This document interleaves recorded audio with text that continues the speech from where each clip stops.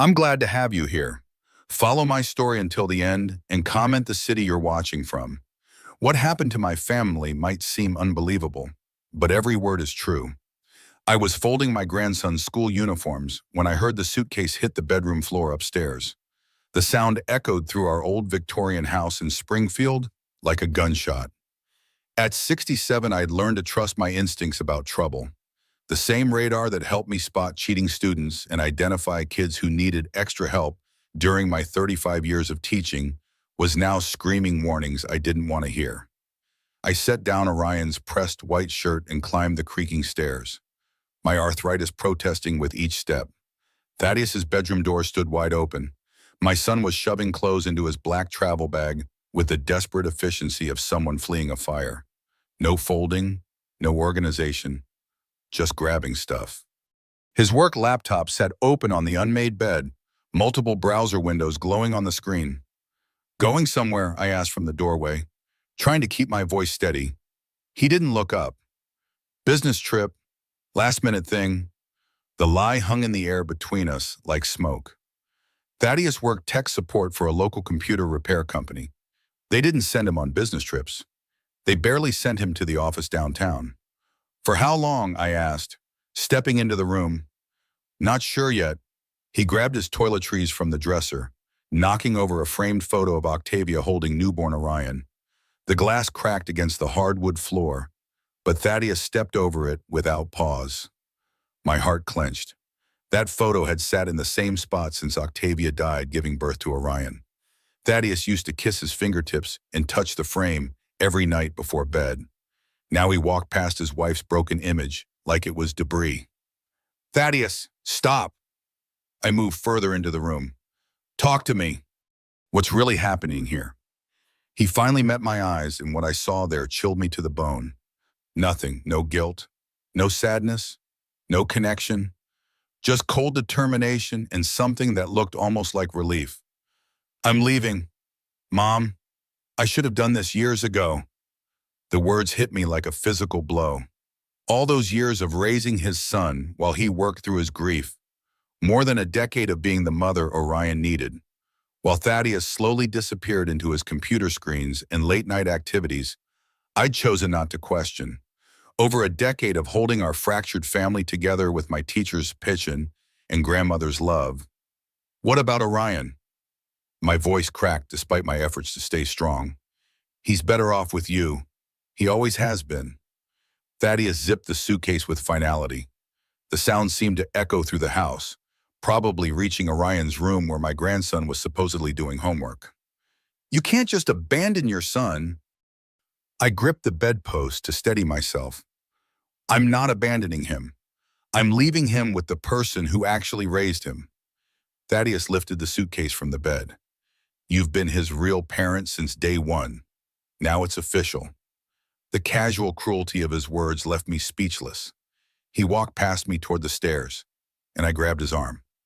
"Thaddeus, please, whatever's wrong, we can work through it as a family." He shrugged away from my touch, like I was a stranger. "There is no family, Mom. There's just you and Orion playing house while I pay the bills." His voice hardened. "Well, now you can figure out how to pay them yourself." My blood turned to ice water. What does that mean? But Thaddeus was already heading downstairs, dragging his suitcase behind him. I followed, my slippers catching on the worn carpet runner, heart pounding in my chest. In the living room, Orion sat at the antique desk doing algebra homework. He looked up when we entered, taking in his father's suitcase and my panicked expression with those intelligent, brown eyes that reminded me so much of Octavia. "Going somewhere? Dad?" His voice was calm, too calm for a 13-year-old watching his father preparing to leave. Thaddeus paused at the front door. For just a moment, I thought I saw his resolve waver as he looked at his son. Orion had grown tall and lean like his father had been at that age, but with Octavia's thoughtful nature and quiet intensity, "I need some time away, buddy. Grandma will take care of you." Orion's pencil stopped moving.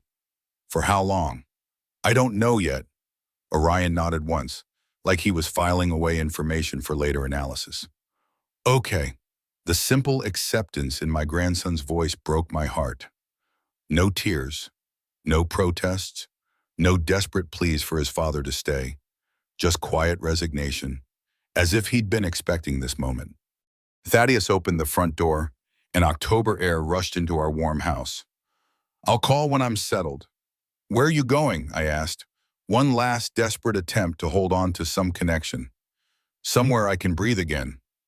The door closed behind him with a soft click that somehow sounded louder than if he'd slammed it. Through the window, I watched him load his suitcase into his silver Honda and drive away from the house where his son had lived his entire life. Orion and I stood in the sudden silence of our living room. The grandfather clock in the corner ticked steadily. The furnace hummed to life. Outside, a car engine faded into the distance. "Is he coming back?" Orion asked, his eyes still fixed on his algebra book. I wanted to lie to protect him from the truth I had seen in his father's eyes, but Orion was too smart for comfortable lies. "I don't think so, sweetheart." He closed his algebra book with careful precision and stacked it neatly with his other textbooks. Then he looked at me with an expression I'd never seen before on his young face. "Grandma, don't worry, I'll handle this." The words were so unexpected, delivered with such quiet confidence that I almost laughed. Handle what? He was 13 years old. What could he possibly handle about his father abandoning us? But something in his tone made me pause. There was no childish bravado, no empty comfort, just calm certainty, like he knew something I didn't. "What do you mean, Orion?" He picked up his books and headed toward the stairs. "I need to check our bank accounts first. Then we'll know exactly what we're dealing with." Bank accounts. My 13-year-old grandson was talking about checking bank accounts. "Orion, wait." But he was already climbing the stairs to his room, leaving me alone in a house that suddenly felt enormous and empty with questions I couldn't answer and a future I couldn't see. That first night without Thaddeus, I couldn't sleep.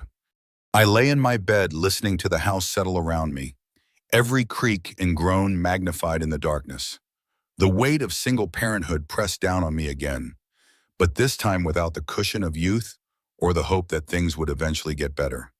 Around midnight, I heard it, the soft clicking of computer keys coming from Orion's room. I padded down the hallway in my bathrobe and slippers, pausing outside his door. Light seeped from beneath the frame, and the typing continued with a steady, purposeful rhythm, far too focused for a boy who should be sleeping. I knocked gently. "Orion, it's past midnight. Sweetheart." "Come in, Grandma." I pushed open the door to find Orion sitting at his desk, still fully dressed, surrounded by notebooks and printed papers. His laptop screen glowed with what looked like multiple windows and data streams I couldn't begin to understand. "What are you doing up so late?" "Research." He gestured to the papers scattered across his desk. "I've been going through Dad's digital footprints for the past 3 hours. Digital footprints." I moved closer, trying to make sense of the documents, bank statements, credit reports, what looked like email printouts, all bearing our family name. "Orion, where did you get these?" "Dad isn't very careful with his passwords." He clicked something on his laptop, and a new window opened, showing what appeared to be Thaddeus's email account. "He uses the same one for everything. Octavia 2010, the year they got married." My stomach dropped. "You hacked into your father's email." "Technically, I just logged in with his password. It's not hacking if he left the door unlocked." Orion's matter-of-fact tone made my head spin. "Grandma, you need to sit down. What I found is worse than we thought." I sank into the chair beside his desk, my legs suddenly unsteady. "How much worse?" Orion handed me a printed bank statement with my name at the top. I stared at the numbers, blinking hard to make sure I was reading correctly. "This can't be right. My savings account shows $12. "It's right." His young voice carried a weight no child should bear. "Dad didn't just take some money when he left. He's been draining our accounts for months." The paper trembled in my hands. $12. My life savings accumulated over decades of teaching, reduced to pocket change. "What about your college fund?" Orion handed me another statement. The account that should have contained $43,000 showed zero. "No." The word came out as a whisper. No, that money was protected. It was in a special education savings account. Not anymore. Orion pulled up another document on his screen. 3 weeks ago, Dad transferred it all to his personal checking account. Then he moved it somewhere else. I felt like I was drowning in numbers and betrayal. Somewhere else. That's what took me so long to figure out. Orion's fingers moved across the keyboard with practiced ease. Dad's been working with someone. Her name is Persephone Velez. She works at Meridian Financial Services downtown. He pulled up a social media profile showing a young woman with dark hair and a bright smile, professional photos, vacation pictures, inspirational quotes about living your best life. She's his girlfriend. More than that, she's been helping him move money around, create new accounts, even apply for loans using our information. Orion's jaw tightened with an anger that looked startling on his young face. Grandma, they've been planning this for months. The room spun around me. I gripped the edge of Orion's desk, trying to process what he was telling me. What kind of loans? Orion clicked to another document. A $30,000 personal loan using your name and social security number. A $15,000 credit card application using my social security number with a fake age listed as 25. They forged all the signatures. On identity theft, my own son had stolen my identity and his child's identity to fund his escape with another woman. How do you know all this? I've been watching Dad's behavior for weeks.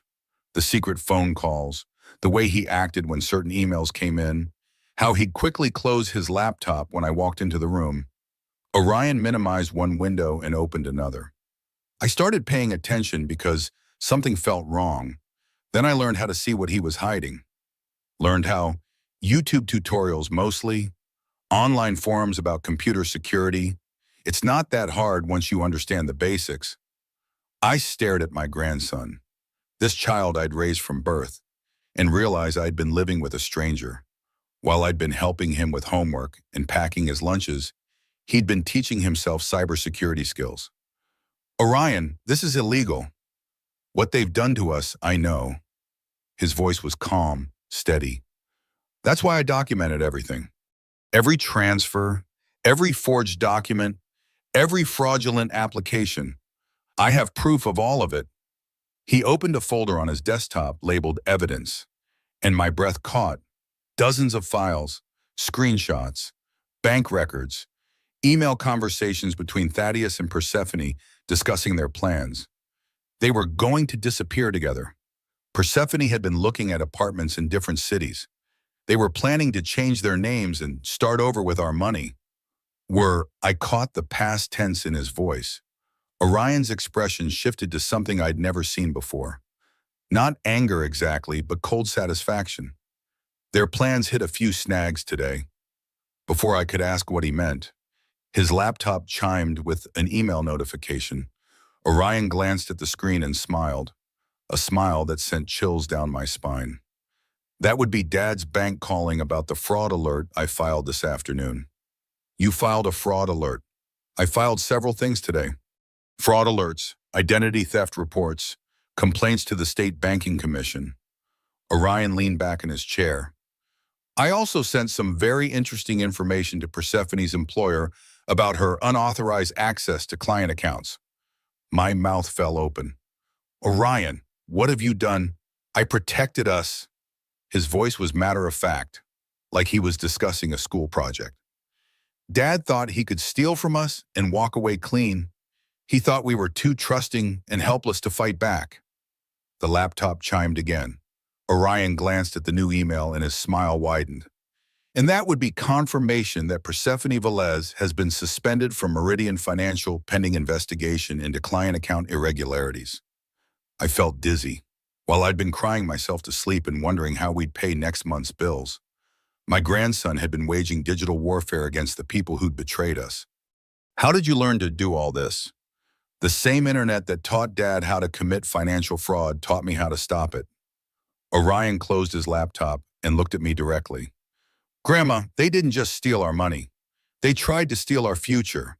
Someone had to make sure there were consequences.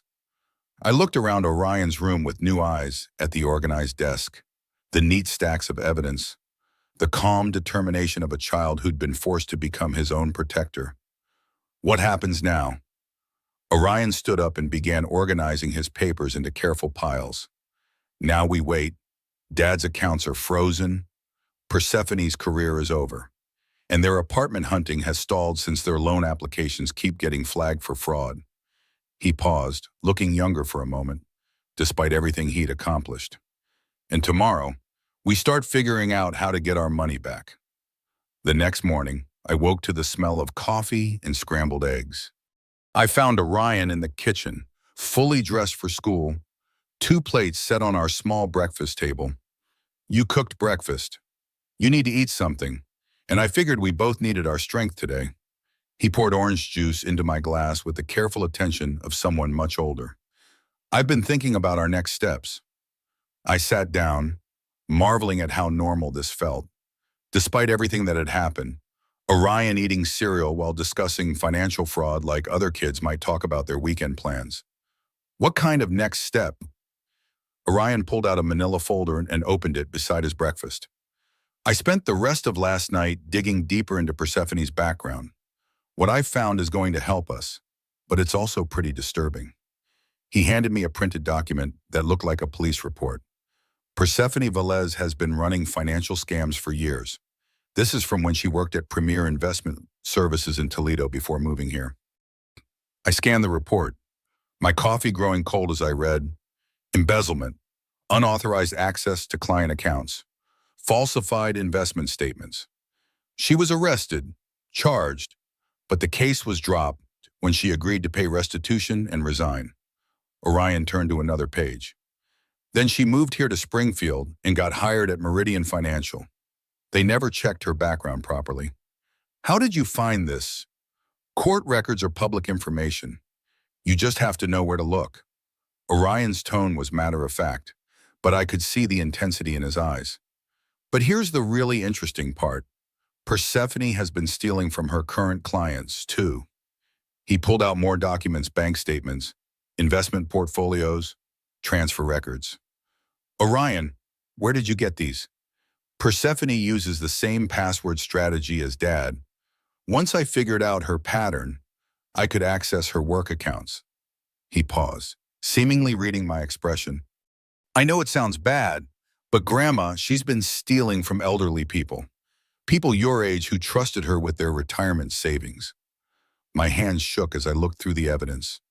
Mrs. Frances Miller, 82 years old, missing $30,000 from her pension account.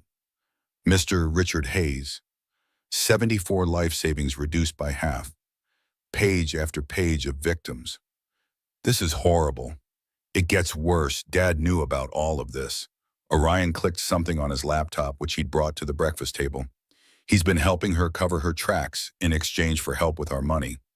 The screen showed email conversations between Thaddeus and Persephone, my son discussing how to hide stolen funds, how to create false digital trails, how to make elderly victims think their missing money was due to market losses.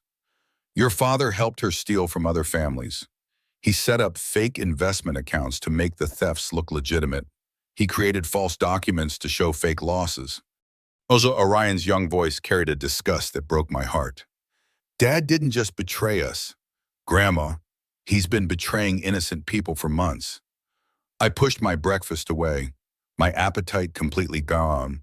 My son hadn't just stolen from his own family. He'd become a predator targeting vulnerable elderly people. How many victims? I've identified 17 so far. Total losses of over $400,000. Orion closed the laptop and looked at me seriously.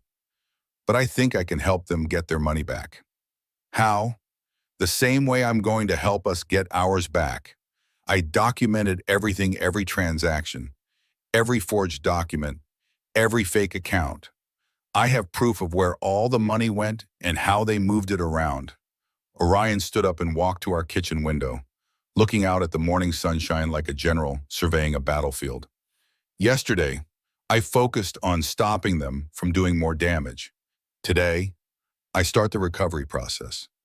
Recovery process.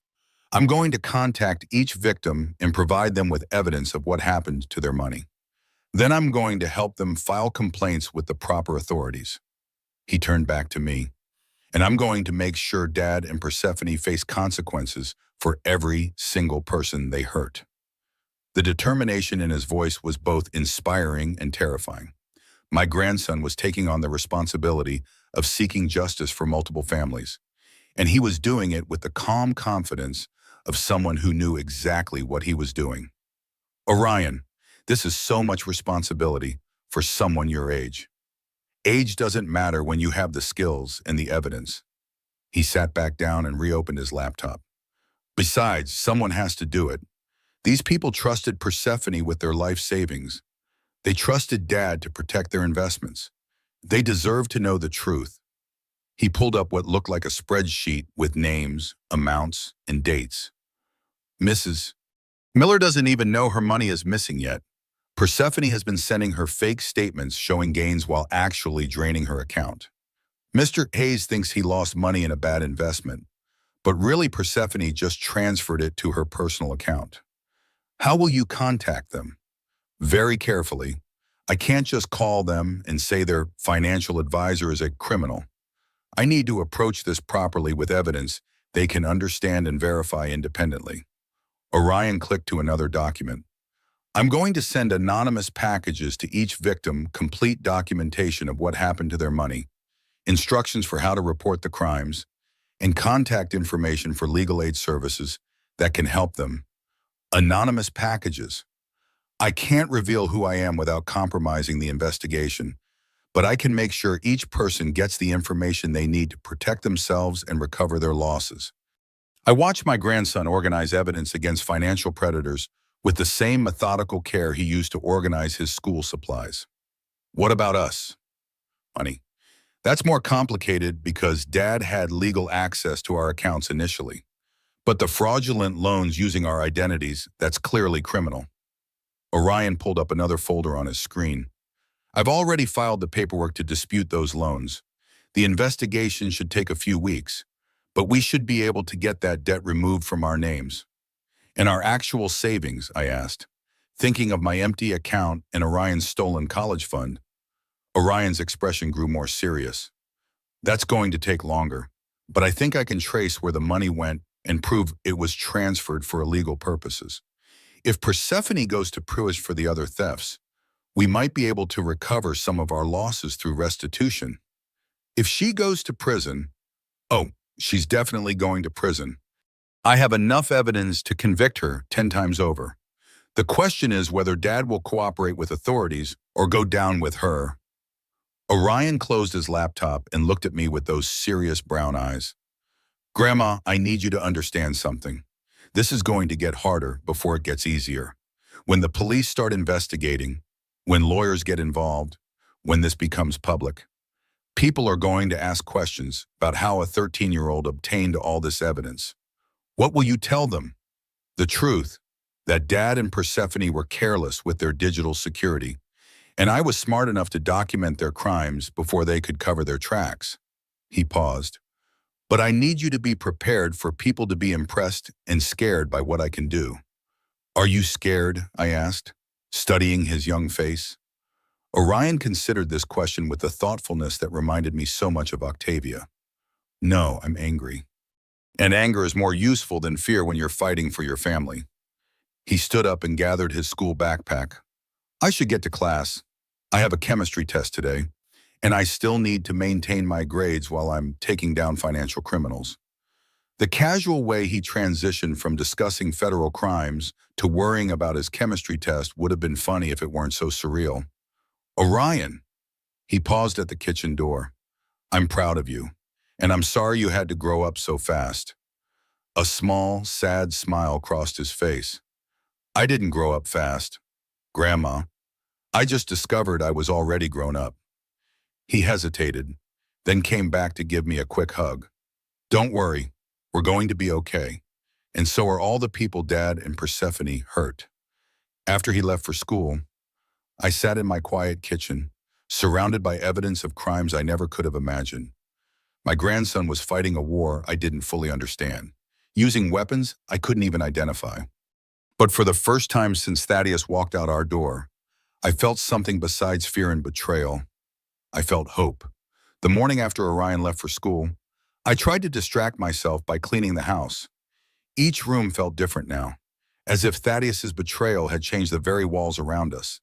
In his bedroom, I found more evidence of his careful planning: empty drawers, missing personal documents, the lingering scent of his cologne already fading. I sat on the edge of his bed, holding the cracked photo frame of Octavia and baby Orion. My beautiful daughter-in-law had trusted me to help raise her son. "I'm trying, Octavia," I whispered to her frozen smile. "But I never expected this." My phone rang, startling me. Unknown number. My heart leaped Thaddeus, but I hesitated before answering. "Mrs. Blackwood, this is Sandra from Springfield Credit Union. We've been trying to reach you about some unusual activity on your accounts." My throat tightened. "Yes, I'm aware. My grandson filed fraud reports yesterday." "Your grandson?" Confusion colored her voice. "We have a note that Eleanor Blackwood called personally." I closed my eyes. Of course. Orion had impersonated me. "Yes, that's correct. I'm sorry. It's been a difficult time. What do you need from me?" 20 minutes and multiple security questions later, I had confirmed what Orion discovered. Every account was nearly empty. The credit union representative's voice grew increasingly concerned as she walked me through the fraudulent loan applications submitted in my name. "Mrs. Blackwood, this appears to be identity theft. We'll need you to come in and sign formal disputes for these applications." By the time I hung up, my hand was trembling. The scale of what Thaddeus had done, what my son had become, was overwhelming. I spent the rest of the morning making calls to the electric company about our overdue bill, to the mortgage company about our payment, to my old school about possible substitute teaching positions. Each conversation hammered home our precarious financial situation. At 3:30, I heard Orion's key in the lock. He walked in looking like any other middle schooler, backpack slung over one shoulder, uniform slightly rumpled, but his eyes carried a focus no child should have. "How was school?" I asked, trying to maintain some normalcy. "Fine, I got an A on my chemistry test." He set his backpack down and immediately pulled out his laptop. "But that's not important. We've had developments." He opened his computer on the kitchen table, typing rapidly. "The fraud alerts are working. Dad tried to withdraw cash from 3 different ATMs this morning, but his cards were declined." "How do you know that?" "I set up alerts for any activity on his accounts." Orion's fingers flew across the keyboard. "And I just got an email from the Financial Crimes Division at Springfield PD. They want to meet with us tomorrow about our case." "The police contacted you directly?" I asked, alarmed. Orion looked slightly uncomfortable for the first time.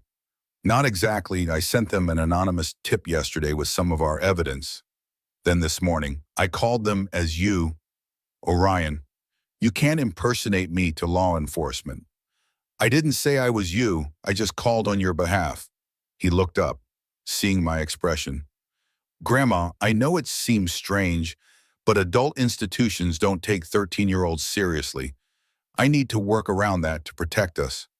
I sat down heavily across from him. "You're right, but we need to be careful. The credit union called me today. They knew about the fraud reports I filed." Orion nodded, thinking. "That's actually good. It means they're taking it seriously." "Did they ask you to come in?"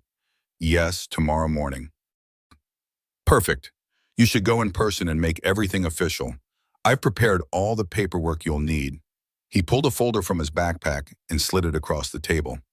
"Just sign these dispute forms where I've marked." I opened the folder to find meticulously prepared documents, each with yellow sticky notes indicating signature lines. "Orion, this is..." I trailed off, unsure how to express my mixture of gratitude and concern.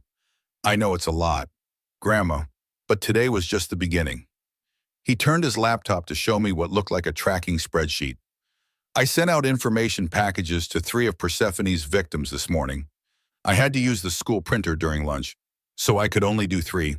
Tomorrow I'll send more." The methodical way he approached this crusade for justice was both impressive and disturbing. My grandson was handling this crisis with more composure than most adults I knew. There's something else. Orion's expression grew more serious. I tried accessing more of Persephone's client records today, but I'm locked out. They must have changed security protocols after suspending her. For a moment, he looked his age, a frustrated boy facing an obstacle. That's probably for the best. Orion, we don't want you getting into legal trouble. But I need those records to help the other victims. His voice rose slightly, the first crack in his calm demeanor. There are elderly people being robbed right now who don't even know it. I reached across the table and took his hand. I understand, but there must be a safer way to help them. Orion stared at his computer, brow furrowed in concentration. Maybe there is. My computer science teacher, Mr. Whitaker, he used to work in cybersecurity. He might have ideas about how to document this legally. You want to tell your teacher about this? Not everything, just enough to get his advice. Orion was already typing out an email. I can frame it as a hypothetical situation, get his input without revealing what I've already done. I watched him compose the message, carefully wording each sentence. He was navigating a complex ethical landscape no child should have to face. Orion, I need to ask you something. I waited until he looked up. How long have you been watching your father's activities? A shadow crossed his face. 6 months, maybe longer. 6 months, why didn't you say anything? At first, I wasn't sure what I was seeing. Dad was just acting strange, password protecting everything, taking calls in the backyard, staying up late.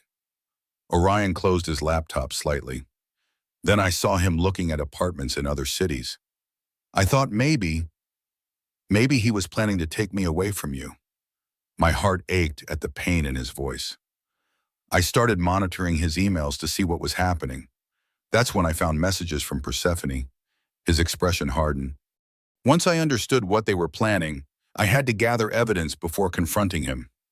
I couldn't risk him covering his tracks. So all those nights you were up late doing homework, I was documenting everything. Orion opened a drawer in the kitchen and pulled out a small notebook. I kept a physical record too, just in case. Dates, times, actions, everything. I took the notebook, flipping through pages of meticulous notes in Orion's careful handwriting. Each entry detailed suspicious activities, conversations overheard, amounts transferred from accounts. The earliest entry was from 8 months ago. Oh, Orion? I felt tears welling up. You've been carrying this alone all this time. Not alone, I had you. He took the notebook back, returning it to its hiding place. I just couldn't tell you until I had proof. I didn't want you to have to choose between believing me or believing Dad. The weight of his words crushed me. My grandson had been silently fighting to protect our family while maintaining the illusion of normalcy. He'd shouldered an adult's burden while I remained oblivious. I'm sorry I didn't see what was happening. Dad was careful around you. He knew you'd catch on if he slipped up. Orion gave me a small smile. Besides, you were busy taking care of me. That was your job. Protecting us was mine. I wanted to tell him that wasn't true. That protection was my responsibility, not his. But the evidence of his careful vigilance was spread across our kitchen table. What now? I asked instead. Now we eat dinner. I'm starving. Orion stood and moved to the refrigerator. And then I need to prepare you for your meeting at the credit union tomorrow. We have to get our story straight. As he pulled out ingredients for a simple dinner, I noticed a photo tucked under a magnet on the refrigerator door. Thaddeus, Orion, and me at the lake last summer. We were smiling. Orion caught mid-laugh as his father pretended to push him off the dock. Orion saw me looking and paused. I keep it there to remind myself. Remind yourself of what? That even people who seem to love you can betray you. He turned away, reaching for a pan. And that sometimes the person you thought would protect you is the one you need protection from. The next morning, I dressed carefully for my appointment at the credit union, my best navy dress. Sensible pumps, pearl earrings Thaddeus had given me for my 60th birthday. I needed to look composed, dignified, like a victim who deserved to be taken seriously. Orion sat at the kitchen table, reviewing the talking points he'd prepared for me. Remember, let them guide the conversation at first, he instructed, sounding eerily like a lawyer briefing a client. Answer their questions directly, but don't volunteer information about how we discovered the fraud. If they ask, just say you noticed unusual account activity and investigated. I feel like I'm about to testify in court, I said, tucking the folder of documents into my purse. In a way, you are. This is the first official record of Dad's crimes. Orion looked up from his notes, suddenly seeming younger. Are you sure you don't want me to come with you? You have school, and this is something I need to do. I straightened my shoulders. Besides, a grandmother arriving with her 13-year-old financial advisor might raise questions we don't want to answer yet. He nodded reluctantly. Text me when you're done. And remember, Bafano, don't sign anything they didn't prepare specifically for this fraud claim. At the credit union, a sympathetic manager named Kevin escorted me to a private office. As we reviewed each unauthorized transaction, the reality of Thaddeus's betrayal struck me anew. He hadn't just taken our money in one desperate grab, he'd been systematically draining accounts for months, taking small amounts that wouldn't immediately trigger suspicion. Mrs. Blackwood, I have to ask, Kevin said gently. Did you have any indication your son was planning this? I thought of Orion's secret notebook, the months of vigilance. None. I trusted him completely. And the loans he applied for in your name, did you authorize those? Absolutely not. I would never take out a loan at my age, especially not for those amounts. Kevin nodded, making notes.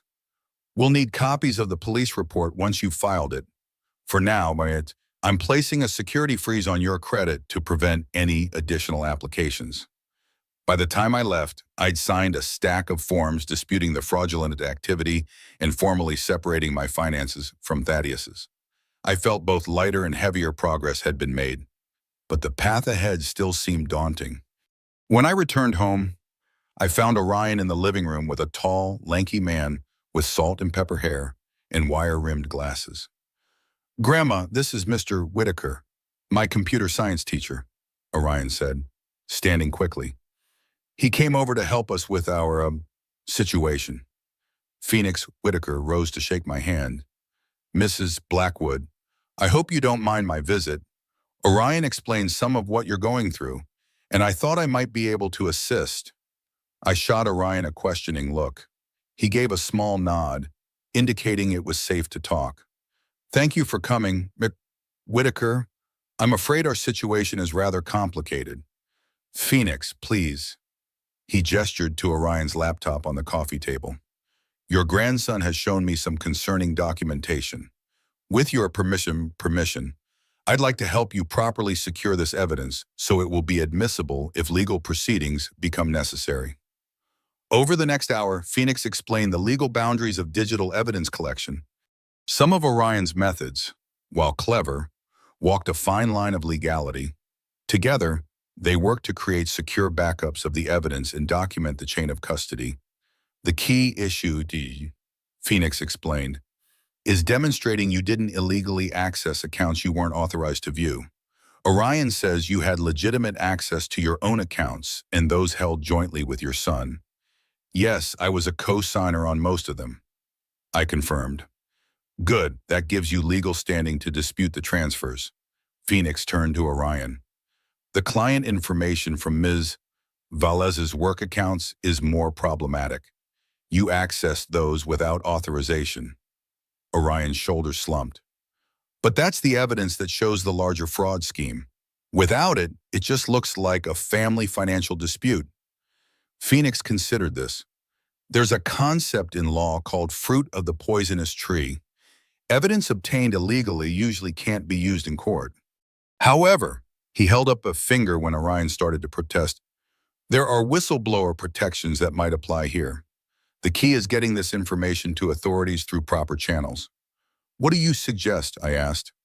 I have a contact at the State Financial Regulatory Commission. I can arrange a meeting where you can turn over what you've found without detailing exactly how you obtained it. Phoenix looked seriously at Orion. But from this point forward, no more unauthorized access. We need to work within the system. Orion nodded reluctantly. What about the victims? They still don't know they're being robbed.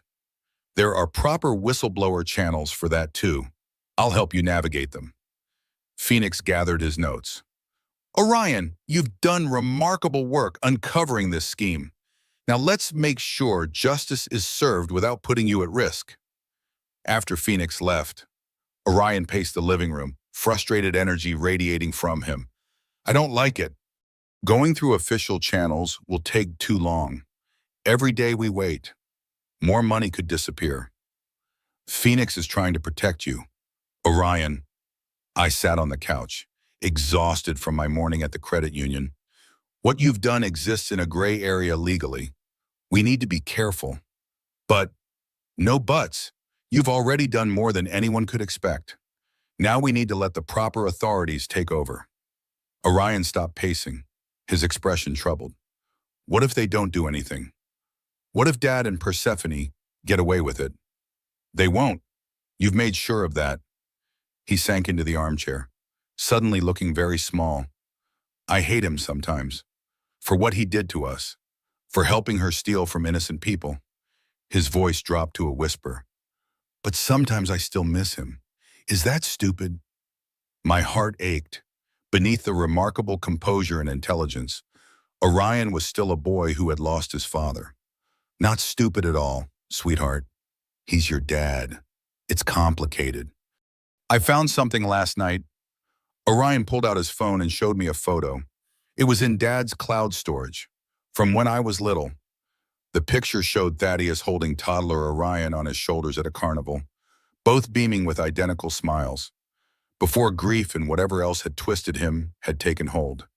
He wasn't always like this, Orion said quietly. Something changed him. I moved to sit beside him, wrapping an arm around his shoulders. People are complicated. Orion, sometimes they make terrible choices even when they love their families. Do you think he ever loved me? The raw vulnerability in his question broke my heart. I know he did. Maybe part of him still does. I squeezed his shoulders. But love isn't just a feeling. It's actions. It's choices. And your father made choices that hurt you, no matter how he felt. Orion leaned against me, allowing himself this moment of being simply a child seeking comfort. I'm going to make sure he faces consequences. But I don't hate him. Grandma, I just want him to be the dad in that picture again. I know, sweetheart. I know.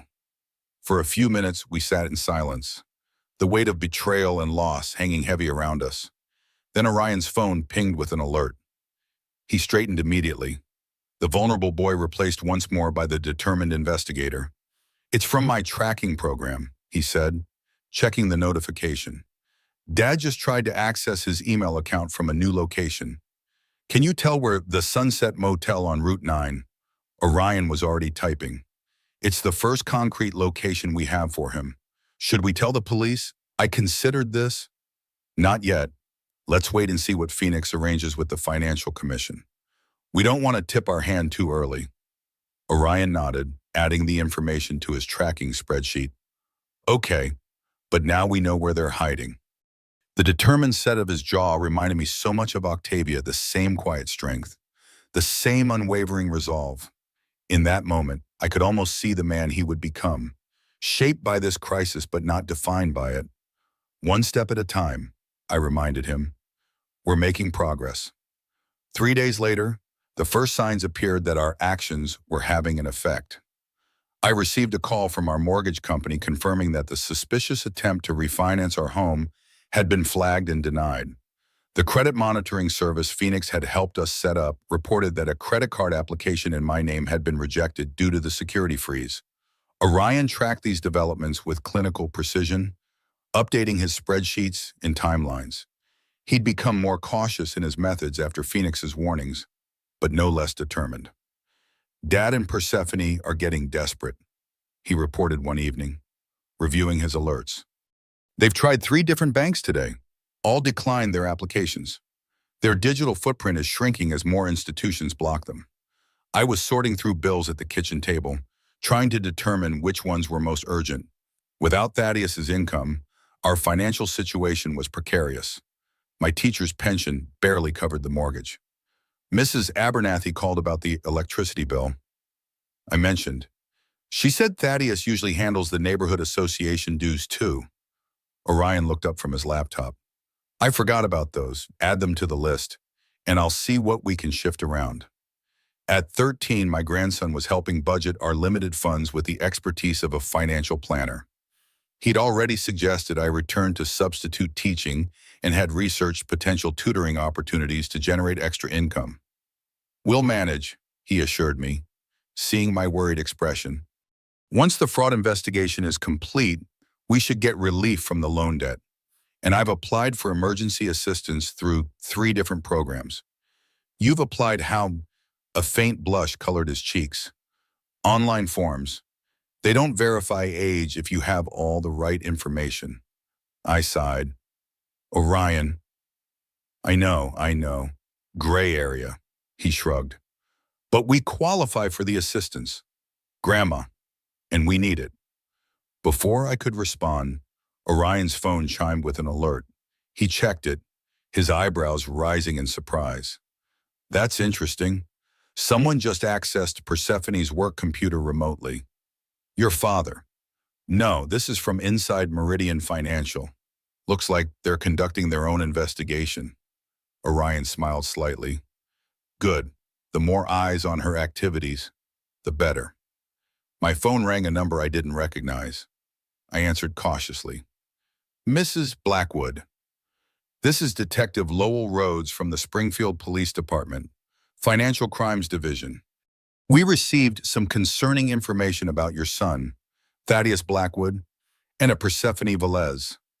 I caught Orion's eye and mouthed police to him. He immediately moved closer to listen. Yes, Detective, we've been dealing with some difficult discoveries.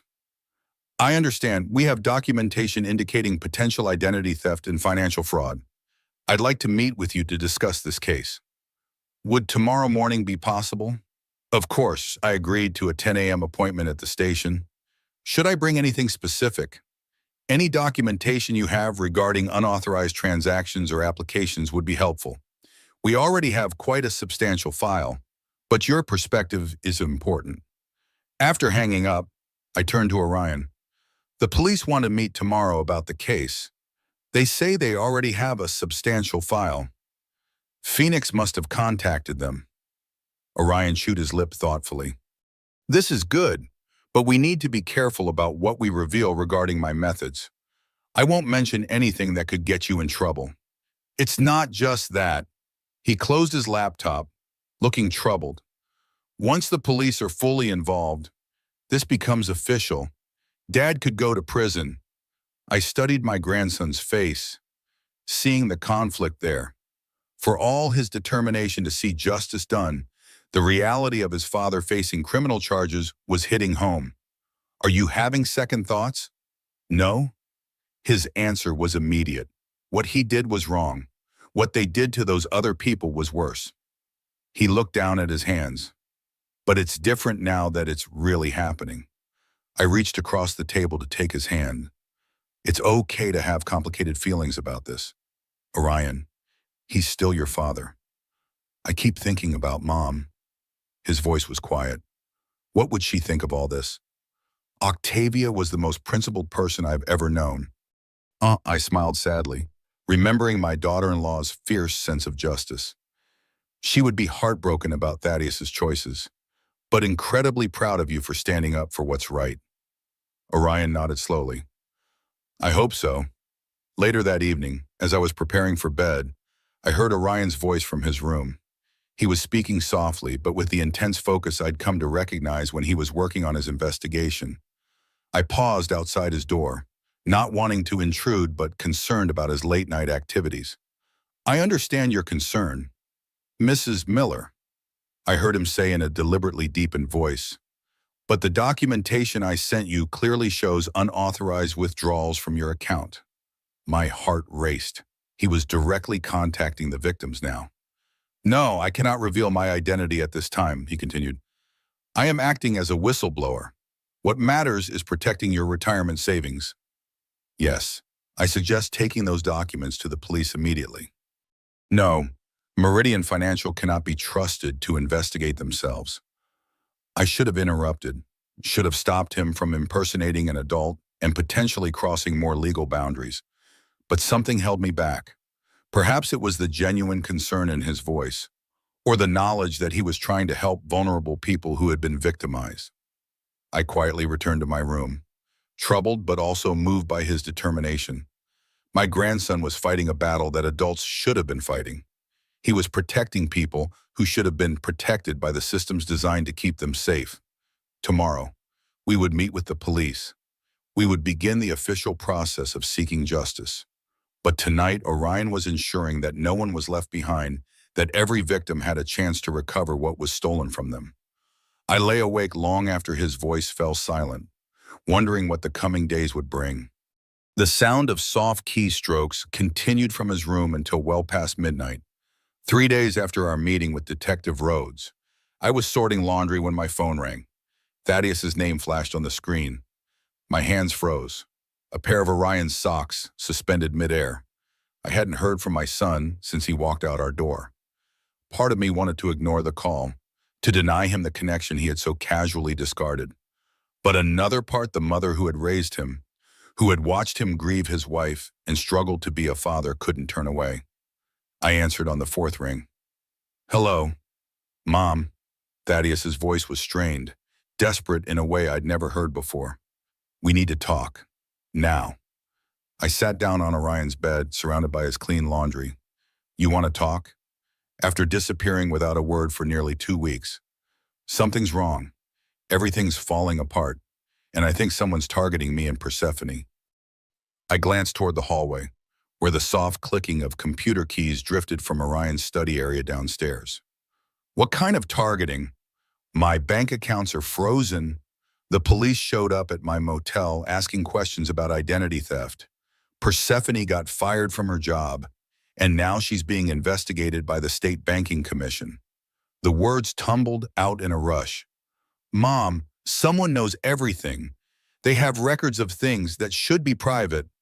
Maybe your private things weren't as private as you thought. I couldn't keep the bitterness from my voice. This isn't a joke.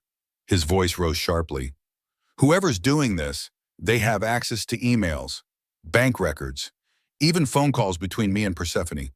They sent her boss a complete file documenting every transaction she's ever made. I felt a chill of pride mixed with concern. Orion had been more thorough than I'd imagined. Thaddeus, maybe this is just consequences catching up with you. Oh no, this is coordinated. This is someone with serious computer skills who wants to destroy us. His voice cracked. Mom, I think they might come after you and Orion next. You need to be careful. The irony was almost laughable. Thaddeus warning me to protect myself and Orion from the very person who was actually protecting us. Where are you staying? I asked, trying to keep my voice neutral. A motel outside town. Persephone and I had to use cash because our credit cards aren't working. He paused. Mom, I know I screwed up. I know I hurt you and Orion, but I never meant for it to go this far. How far did you mean for it to go? Heat rose in my voice. Were you planning to leave anything in our accounts? I was just going to borrow the money temporarily. Persephone had this investment opportunity that was guaranteed to triple our money within 6 months. We were going to pay everything back with interest. The same tired lie criminals always told themselves. It was just borrowing. It was going to work out. Nobody was going to get hurt. Thaddeus, you stole Orion's college fund. You used our identities to get loans. That's not borrowing, that's fraud. I know. He sounded close to tears. But Mom, listen to me. Whoever's doing this to us, they're not just exposing what we did. They're actively sabotaging us. Our car got repossessed yesterday. The apartment we were going to rent in Jacksonville fell through because the landlord received an anonymous tip about our background. Someone is hunting us. Jacksonville. So they had settled on a destination after their original plans fell apart. Maybe you should turn yourself in. Turn myself in for what? Borrowing money from my own family? Taking out loans using our information without consent? Identity theft? Fraud? I kept my voice steady. Not to mention whatever you and Persephone did to her clients. The silence on Thaddeus's end stretched for nearly 10 seconds. How do you know about that? His voice had dropped to a whisper. The same way someone else knows about it. The same way the police know about it. The same way Persephone's former employer knows about it. I heard footsteps on the stairs and knew Orion was coming up. Thaddeus, you didn't just betray your family. You helped that woman steal from innocent people. I didn't. Thaddeus struggled with words. Look, Persephone had some problems at her old job, but that was different. What we did with your money was just family business. Family business. My voice rose despite my efforts to stay calm. You abandoned your son and stole his future to run away with a criminal. She's not a criminal. She made some mistakes, but she's trying to start over. We both are. The clicking from downstairs stopped suddenly. A moment later, I heard Orion's bedroom door open and his quiet footsteps on the stairs. Thaddeus, I think you need to face reality. Your girlfriend is going to prison for embezzlement. You are probably going to prison for fraud. And Orion and I are going to rebuild our lives without you. Prison. Thaddeus's voice jumped an octave. Mom, nobody's going to prison. This is all just a misunderstanding that got blown out of proportion. Orion appeared in the bedroom doorway, moving silently to stand beside me. He held up his laptop screen, showing me what looked like a news article. The headline read, Local financial advisor arrested in embezzlement scheme. My breath caught. Thaddeus, you should probably turn on the news. Why? Your girlfriend was arrested this morning. The sound that came through the phone was somewhere between a sob and a scream. That's impossible. She was just here an hour ago. We were planning our next move. Where is here? I asked, as Orion quickly typed on his laptop. The Sunset Motel on Route 9, Room 12. Thaddeus's voice was becoming increasingly frantic. Mom, if they arrested Persephone, they're going to come for me next. I need help. I need money to get out of town. Orion walked to the dresser and picked up a notepad. He wrote something quickly and showed it to me. Keep him talking. Police are 5 minutes away. My heart nearly stopped. Orion had called the police. He'd known exactly where his father was hiding and had been waiting for this moment. Thaddeus, running isn't going to solve anything. Running is the only thing that's going to keep me out of prison. Thaddeus's breathing was becoming labored. Mom, please, I know I don't deserve your help, but I'm your son. You raised me. Doesn't that count for something? It counted for something when you were the son I raised. The person on this phone is a stranger who stole from his own child and left us with $12. $12. Thaddeus's voice cracked. Mom, there should be more than that. I didn't take everything. You took everything, Thaddeus. Our savings, Orion's college fund, even Octavia's memorial account. Everything. I can pay it back. Once this investigation blows over, I can get another job, make payments, fix everything. How are you going to pay back the money you helped steal from 17 elderly people? Another silence. 17. How do you know the exact number? Orion held up another note. Don't answer that. I know because the evidence is public now. Police, lawyers, victims, families. Everyone knows what you and Persephone did. Someone's been feeding you information. Thaddeus's voice turned suspicious. Mom, who have you been talking to? Did you hire a private investigator? I don't need to hire anyone. Thaddeus, you and Persephone were sloppy. You left digital fingerprints everywhere. Digital fingerprints. He paused. Mom, you barely know how to use email. How would you know about digital fingerprints? Orion moved to the window and peered through the curtains. He held up 3 fingers, then two, then one. Maybe I'm not as helpless as you thought. Mom, I need you to listen to me very carefully. Whoever's been helping you, whoever's been giving you this information, they're dangerous. They've destroyed my life. They've destroyed Persephone's life. And they won't stop until... The line went quiet except for muffled voices in the background. Thaddeus, hello. Mom? His voice was different now. Defeated. I have to go. The police are here. Through the phone, I could hear official voices, the sound of handcuffs clicking, someone reading rights. Thaddeus Blackwood, you're under arrest for identity theft, wire fraud, and conspiracy to commit embezzlement. The line went dead. Orion closed his laptop and sat down beside me on the bed. Is it over? I asked, my voice barely audible. The arrests are over. The recovery process is just beginning. Orion's voice carried the same calm certainty I'd grown to recognize.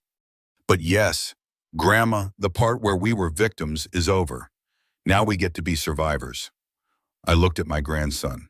This child who'd systematically dismantled two adult criminals with nothing but intelligence and determination, and finally understood what had really happened here. Thaddeus thought some mysterious enemy had targeted him.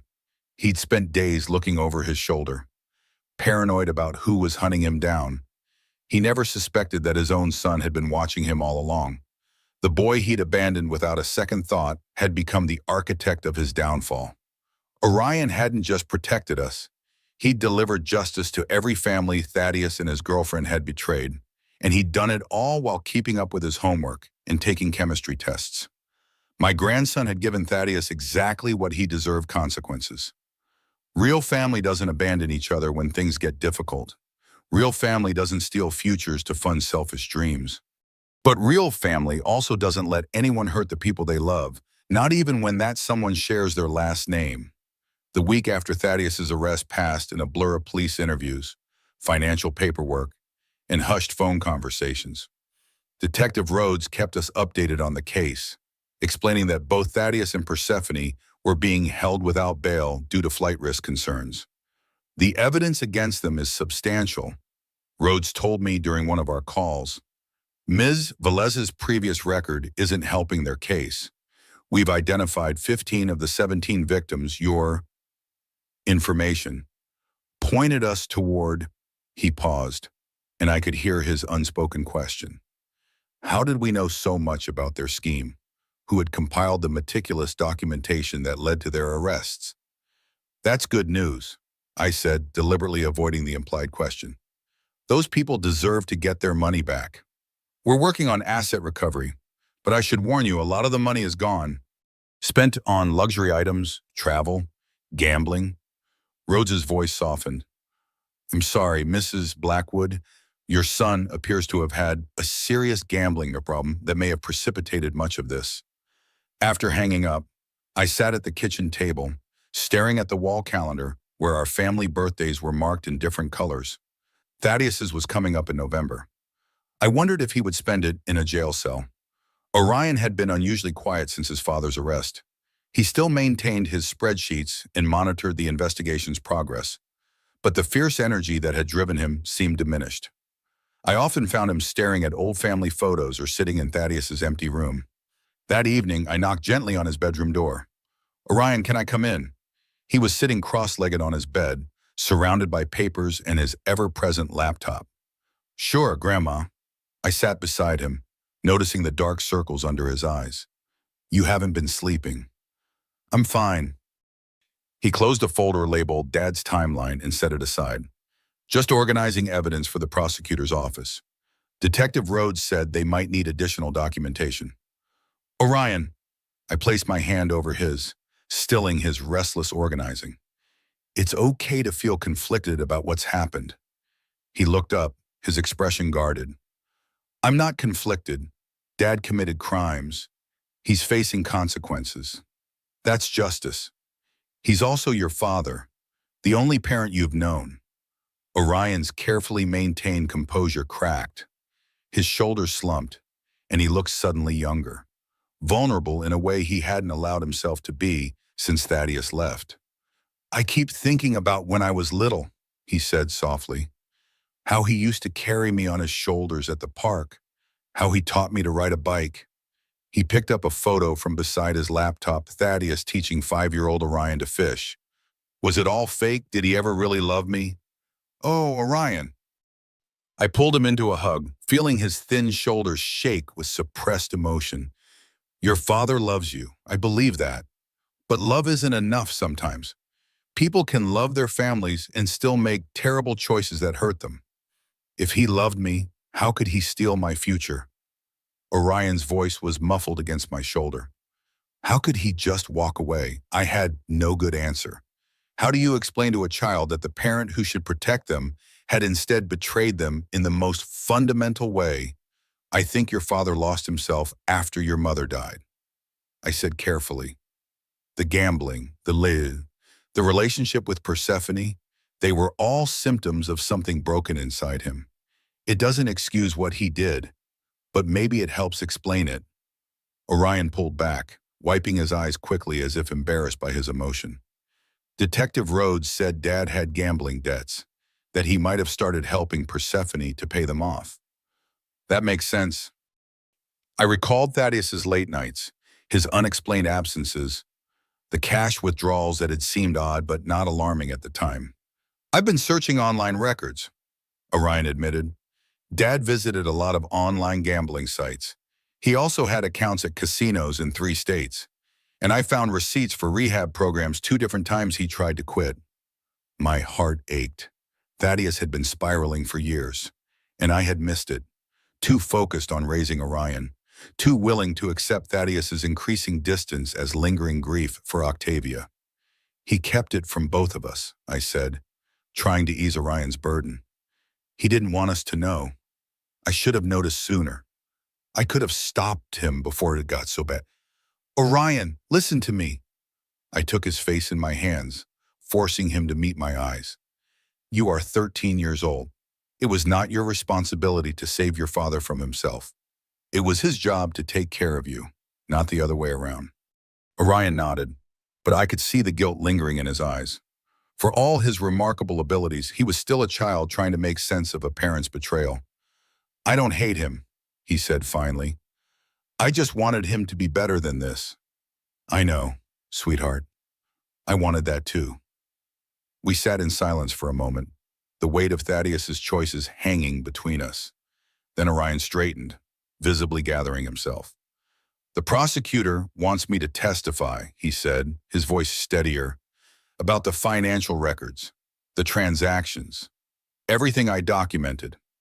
My alarm must have shown on my face because he quickly added, they're not going to reveal how I got the information. Phoenix has been helping me prepare a statement that protects me legally. I'll just be a witness who observes suspicious activity. Are you sure you want to do this? You could stay out of the courtroom entirely. Orion shook his head firmly. I need to do this, Grandma. Not just for us, but for all the people they hurt. Someone needs to speak for them. Looking at his determined face, I saw echoes of both his parents' Thaddeus's intensity and Octavia's unwavering moral compass. Whatever mistakes Thaddeus had made, he had helped create this remarkable child who now sat before me, choosing justice over comfort. Okay, I said, squeezing his hand. We'll face this together. That night, I heard Orion crying softly in his room. I didn't go to him, understanding that he needed this private moment to grieve for the father he had lost, not to arrest, but to the choices that had led them both to this point. The morning of our meeting with the district attorney dawned cold and gray, a typical November day in Springfield. Orion dressed with unusual care, a button-down shirt, khaki pants, his best shoes. He looked older, more serious, like someone preparing for an important job interview rather than a 13-year-old heading to a prosecutor's office. How do I look? He asked, adjusting his collar nervously. Very professional, I assured him, straightening his shirt. Are you sure you are ready for this? He nodded, though I could see anxiety in the tight line of his shoulders. Phoenix will be there, and Detective Rhodes. I've practiced what to say. The district attorney's office occupied the 3rd floor of the county courthouse, an imposing stone building in the center of town. Detective Rhodes met us in the lobby, his expression both sympathetic and curious as he shook Orion's hand. Mr. Blackwood, I appreciate your willingness to help with this case. Orion straightened under the formal address. I want to make sure the victims get justice. Rhodes nodded, studying my grandson with renewed interest. That's admirable, especially given your personal connection to the case. Phoenix Whitaker waited for us outside the conference room, his tall frame bent in conversation with a sharp-featured woman in a gray suit. He straightened when he saw us, offering a reassuring smile. Mrs. Blackwood, Orion, this is Assistant District Attorney Marlene Winters. She's handling the case against your son, and Miss Valez. Ada Winters extended her hand first to me, then to Orion. Thank you both for coming in. I understand this is a difficult situation for your family. Her assessment of Orion was quick but thorough, and I could see her mentally adjusting her approach. This was no ordinary child witness. Inside the conference room, Winters laid out the case against Thaddeus and Persephone in clinical terms. 17 counts of fraud, embezzlement of nearly $400,000 from elderly clients, identity theft, and conspiracy charges. Based on the evidence we've received, she said, glancing at Orion, both defendants are facing significant prison time. Mr. Blackwood's charges are somewhat less severe than Ms. Velez's due to her prior record and position of financial trust. But we're still looking at 5 to 10 years. Orion sat very still, absorbing this information. What about restitution? Will the victims get their money back? Winters smiled slightly, clearly impressed by the question. We're pursuing asset forfeiture. Ms. Velez had significant holdings property, vehicles, jewelry that can be liquidated. Your father's assets are more limited, but we've frozen everything we could locate. And our money, I asked. Orion's college fund. That's more complicated. Winters shuffled through her notes. Since your son had legal access to some of your accounts as a joint holder, those transfers might be considered civil rather than criminal matters. However, the fraudulent loans taken in your names are clearly criminal, and we'll be seeking full discharge of those debts.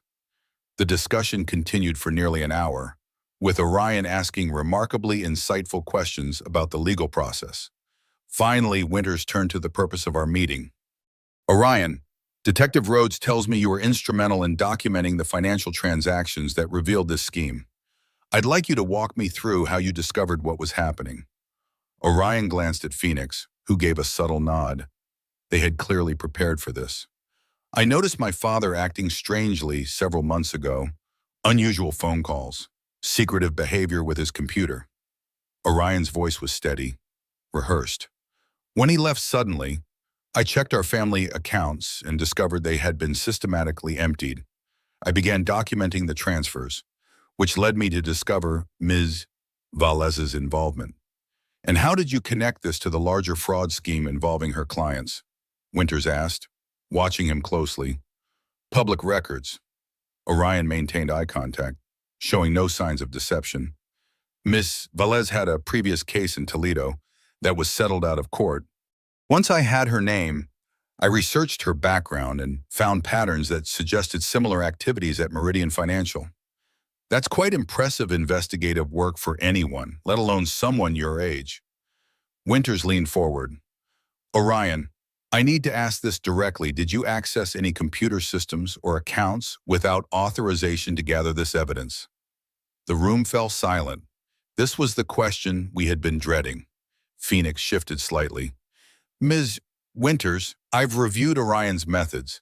He had legitimate access to family accounts as a beneficiary.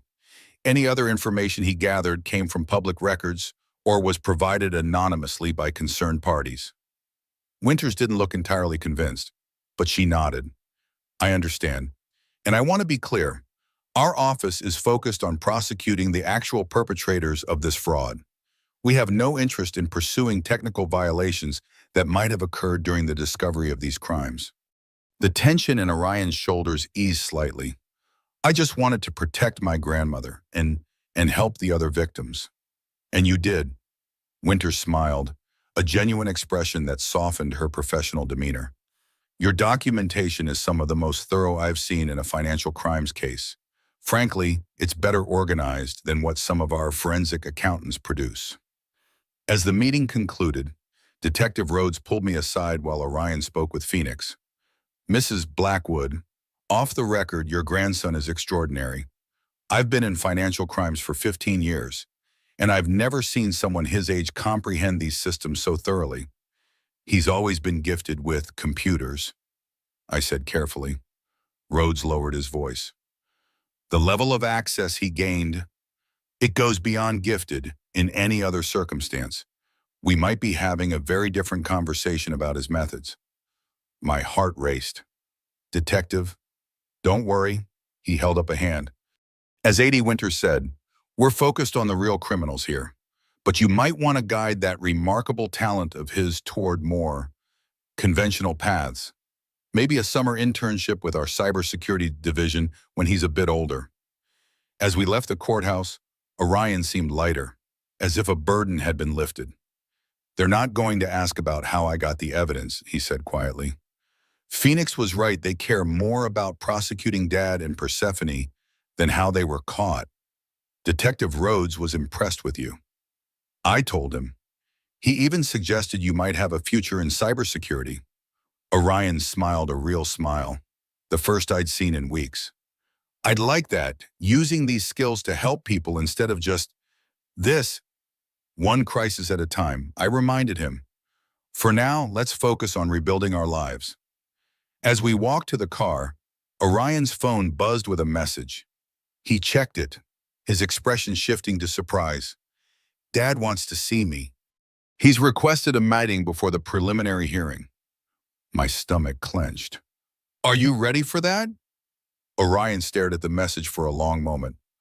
I think I need to hear what he has to say, even if it's just excuses. I'll go with you. He shook his head. No, Grandma, this is something I need to do alone.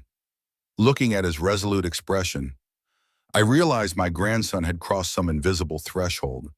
The boy who had needed protection was becoming someone who made his own choices, who faced difficult truths head on. Okay, I said, respecting his decision. But I'll be right outside if you need me. The Springfield Detention Center was a stark concrete building on the outskirts of town, surrounded by chain-link fence topped with razor wire. In the visitors' parking lot, I squeezed Orion's hand one last time before he followed the guard inside. Remember, you don't owe him anything, I said.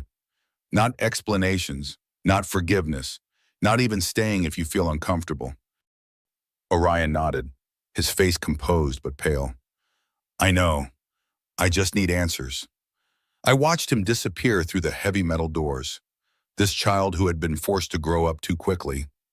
Then I sat in the car, hands gripping the steering wheel, waiting for my grandson to confront the father who had betrayed him. Inside, according to what Orion later told me, a guard led him to a visiting room divided by a thick glass partition with phones on either side. Thaddeus was already seated when Orion entered, wearing an orange jumpsuit that hung loosely on his frame. He looked older, diminished somehow, dark circles under his eyes and several days' stubble on his chin. When he saw Orion, his face crumpled with emotion. He reached for the phone with trembling hands. Orion, I didn't think you'd come. Orion sat across from his father, studying him with the analytical gaze that had become so familiar. I almost didn't. Thank you for being here. Thaddeus's voice caught. I've been trying to call the house, but no one answers. Grandma changed our number. Thaddeus nodded, accepting this. How are you?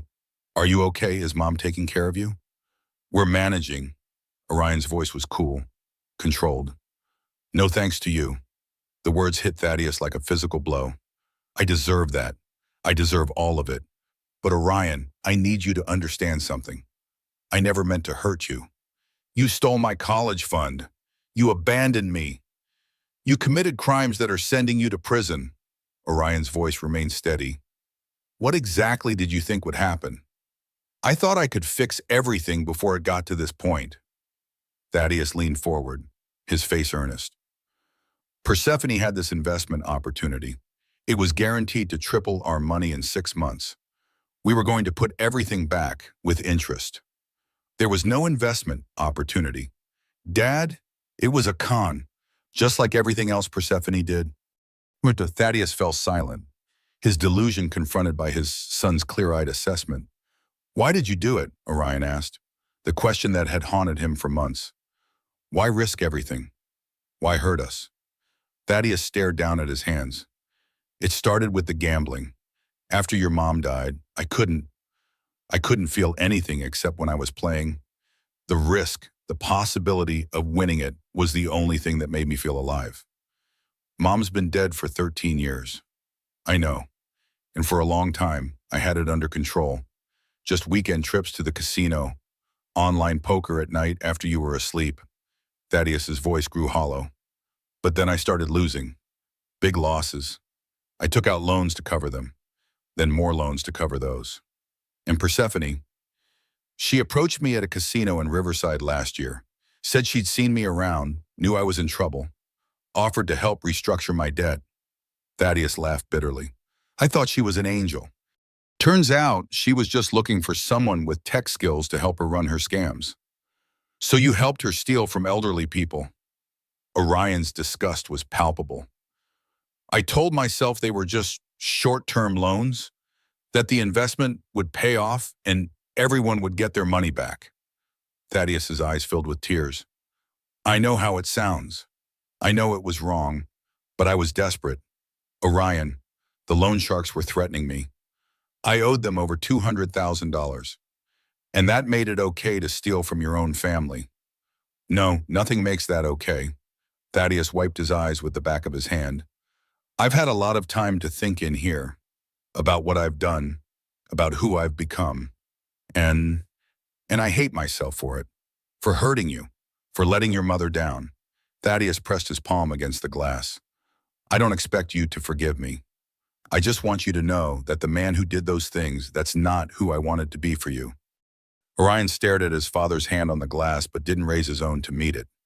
The police said you had tried rehab. For the gambling, Thaddeus nodded. Twice, I'd stay clean for a few months. Then something would trigger me a bill I couldn't pay. A bad day at work, and I'd be right back where I started. Why didn't you tell us? Why didn't you ask for help? Pride, shame. Thaddeus's mouth twisted. I was supposed to be taking care of you, not the other way around. And Mom had already done so much, raising you while I checked out emotionally. I couldn't burden her with my failures too. Orion sat silently, processing this information. I could imagine his mind working, fitting these new pieces into the puzzle of his father's betrayal. There's something else you should know, Thaddeus said finally. Something I haven't told anyone, not even my lawyer. Orion raised an eyebrow, waiting. I've kept records of everything Persephone did. All the accounts she accessed, all the money she stole, all the fake investments she created. Thaddeus leaned closer to the glass. It's on an encrypted drive hidden in our house, in the loose floorboard under my bed. Why are you telling me this? Because I want to make things right. Those people deserve to get their money back. Thaddeus's voice dropped to a whisper. And because I'm pleading guilty, Orion, I'm not fighting the charges. I'm going to prison for what I did. Orion's carefully maintained composure faltered. For how long? My lawyer says with a guilty plea and cooperation, maybe 5 years, 3 with good behavior. Thaddeus attempted a smile that didn't reach his eyes. It's better than I deserve. What about Persephone? She's fighting everything, blaming me, saying I manipulated her. Thaddeus shook his head. But with my testimony and those records, she's looking at 15 to 20 years. The guard approached, signaling that their time was almost up. Orion, I need to ask you something. Thaddeus pressed his hand against the glass again. The evidence that led to our arrests, the detailed financial records, the email conversations, the client information. Where did it come from? Orion met his father's gaze steadily. Maybe you weren't as careful as you thought. Understanding dawned in Thaddeus's eyes. It was you. You've been tracking me all along. Orion neither confirmed nor denied. but his silence was answer enough. My God. Thaddeus stared at his son with new eyes. Those digital fingerprints your grandmother mentioned, the anonymous packages to the victims, the perfectly documented evidence trail. It was all you. Time's up, the guard announced. Orion stood, gathering his jacket. Goodbye, Dad. Orion, wait. Thaddeus pressed against the glass. I'm sorry, Pichmay, for everything. I know it doesn't change anything, but I need you to hear it. For a moment, Orion hesitated.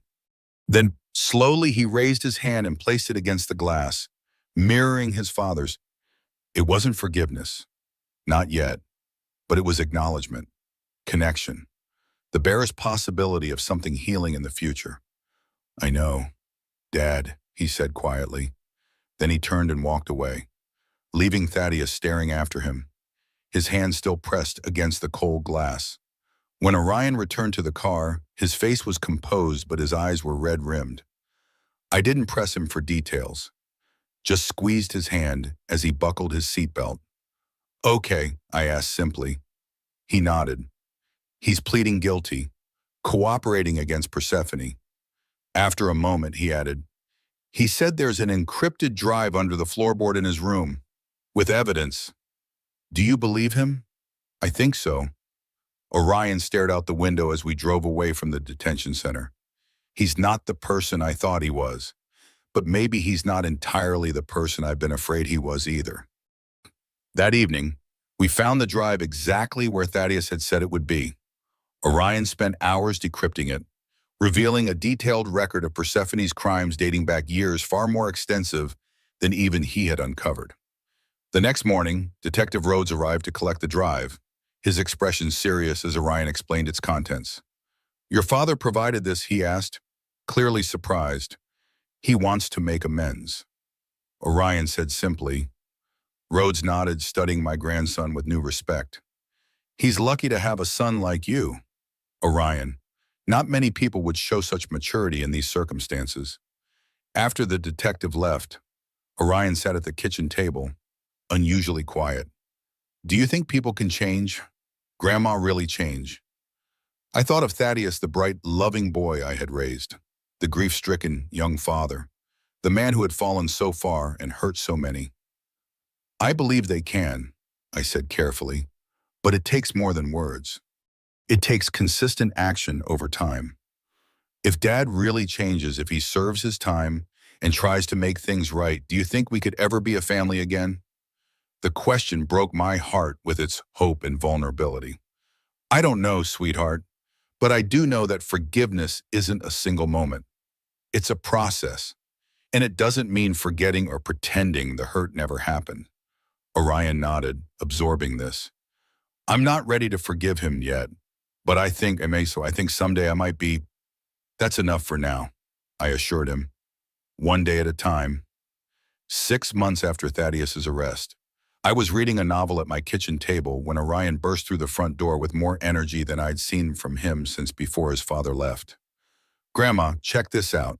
He dropped his backpack and pulled out an official-looking envelope. It's from the district attorney's office. I set down my book and took the letter. The state seal at the top made my heart race. Restitution payment, I read aloud, in the amount of $18,400. That's from Persephone's assets, Orion explained, practically bouncing on his feet. They sold her car, her jewelry, liquidated some investments she made with stolen money. We're getting back almost half of what Dad took from us, $18,400. Not everything, but enough to breathe again. Enough to start rebuilding Orion's college fund. What about the other families, I asked, still scanning the letter. Mrs. Miller got back $22,000. Mr. Hayes got his full amount because they caught Persephone before she could move all of his money. Orion sat down across from me, his eyes bright with satisfaction. 17 families are getting something back. Not everything, but something. I folded the letter carefully, still hardly believing it was real. And your father, Orion's expression grew more serious. 5 years in federal prison. He pled guilty to avoid a longer sentence. He paused. His lawyer says he might get out in 4 with good behavior. 4 years. Part of me felt relief that it wasn't longer. Part of me wondered if it was long enough. How do you feel about that? Orion considered the question with his usual thoughtfulness. I feel like justice happened. Not revenge, just consequences. He pulled his laptop from his backpack. But Grandma, I want to show you something else. The screen displayed what looked like a professional website. The header read, Sanctuary Shield Services, protecting families from financial fraud. Orion, what is this? Remember how I said I wanted to help other families? Well, I've been working on this for months. He clicked through different pages showing services, testimonials, educational resources. I've helped 12 families recover stolen money so far, and I've taught dozens of people how to protect themselves from financial fraud. The website was sophisticated, clearly designed, completely professional. At the bottom, I saw the founder's name on Blackwood, Certified Financial Crime Prevention Specialist. Certified by who? I took an online course through the National Association of Financial Crime Investigators. Passed their certification exam last month. Orion grinned. I'm probably the youngest certified financial crime specialist in the country. I stared at my grandson, this remarkable young man who turned our worst experience into a mission to help others. Are you making money from this? Some enough to help with household expenses and start rebuilding my college fund? He pulled up another page showing client testimonials. But honestly, Grandma, I'm not doing it for the money. I'm doing it because I know what it feels like when someone you trust betrays you, and I know what it feels like to fight back and win. A soft chime came from his laptop. Orion glanced at the notification, and his expression grew focused. I need to take this call. It's a family in Oregon whose teenage son has been stealing his grandmother's Social Security checks. He stood up, already shifting into his professional mode. Orion, wait. I caught his hand. Are you happy? Really happy? He paused, looking at me with those serious brown eyes that reminded me so much of Octavia. I'm proud, Grandma, of what we survived, of what I can do to help people, of how strong we've become. He squeezed my hand. Dad thought abandoning us would break us. Instead, it taught us what we're really made of. After he went upstairs to take his call, I sat in my quiet kitchen, thinking about how much had changed. We'd moved to a smaller house across town, but it felt more like home than the Victorian ever had. I'd gone back to substitute teaching a few days a week, not because we needed the money as desperately as before, but because I missed working with students. Orion had grown 3 inches and developed the quiet confidence of someone who'd faced down real danger and emerged victorious. He still got straight A's, still helped with dinner, still kissed my cheek goodnight, but he also ran a business that protected families from financial predators. He spoke at community centers about digital security. He consulted with law enforcement agencies about cybercrime prevention. My 13-year-old grandson had become someone I looked up to. The phone rang, interrupting my thoughts. I glanced at the caller ID and froze. Springfield Correctional Facility. Thaddeus. I stared at the ringing phone, remembering the last time we'd spoken, the desperation in his voice, the sound of handcuffs clicking, the moment his old life ended and his new reality began. The phone kept ringing. After 6 rings, it went to voicemail. 2 minutes later, it rang again. Springfield Correctional Facility. I picked up the phone and then, without answering, I turned it off. Some bridges, once burned, don't get rebuilt. Some forgiveness has to be earned, not demanded. And some consequences last exactly as long as they should. Upstairs, I could hear Orion talking to his Oregon clients, his young voice steady and reassuring as he explained how to document financial abuse and protect vulnerable family members. My grandson had learned that when someone hurts your family, you don't just survive. You make sure they can't hurt anyone else's family either. I smiled and went back to my book, listening to the sound of justice being served one phone call at a time. The next morning, as we prepared breakfast together, Orion mentioned casually, "Dad called you yesterday." I glanced up. surprised. How did you know? I set up call monitoring on our home phone. Security precaution. He cracked eggs into a bowl, not meeting my eyes. You didn't answer. No, I didn't. Orion whisked the eggs with careful concentration. I've been exchanging letters with him. Not often, just sometimes. This was news to men. He's taking classes in prison, computer courses, but also therapy, gambling addiction treatment. Orion poured the eggs into the heated pan. He's trying, Grandma. That's good, I said carefully. People can change if they're willing to put in the work. He asks about you in every letter. If you're okay, if you're still angry. Orion glanced at me. I told him you needed time. I do. I busied myself with making toast. What we went through, what you went through, it doesn't just heal overnight. I know. Orion divided the scrambled eggs onto our plates. But maybe someday you could read one of his letters or write to him, not for his sake, but for yours. I looked at my grandson, this child who had become wise beyond his years. Maybe someday, but not yet. Orion nodded, accepting this. That's fair. In the meantime, we have work to do. He pulled out his phone, checking his schedule. I'm speaking at the senior center today about recognizing financial scams. Want to come? You could share your perspective as someone who's been through it. The invitation touched me deeply. After months of feeling helpless, of watching Orion fight battles I couldn't understand, he was offering me a chance to join him in his mission. I'd like that, I said, smiling at the young man across the table, no longer just my grandson, but my partner in rebuilding our lives. As we ate breakfast together, planning our presentation, I thought about the strange journey that had brought us here. A betrayal that should have destroyed us had instead revealed our strength. A crime that should have left us bitter had become a catalyst for helping others. And a 13-year-old boy who should have been broken by his father's abandonment had instead become a protector, not just of his grandmother, but of vulnerable people everywhere. Maybe someday I would be ready to speak to Thaddeus again. Maybe someday Orion would have the father he deserved. But for now, we had each other, and we had purpose, and that was enough. Ready for your first public speaking engagement? Grandma, Orion asked, eyes twinkling with excitement. As ready as I'll ever be, I replied, gathering our dishes. Let's go help some people. And together we stepped into the future we had reclaimed, one keystroke at a time. So that's my story. I'd love to hear what you think. Was I wrong to let Orion handle everything instead of going to the police myself from the beginning? Let me know in the comments and subscribe for more stories like mine. Also, tell me where you're watching from and what you would do if you were in my place. Have you ever been through something similar? Comment below. Thank you for watching.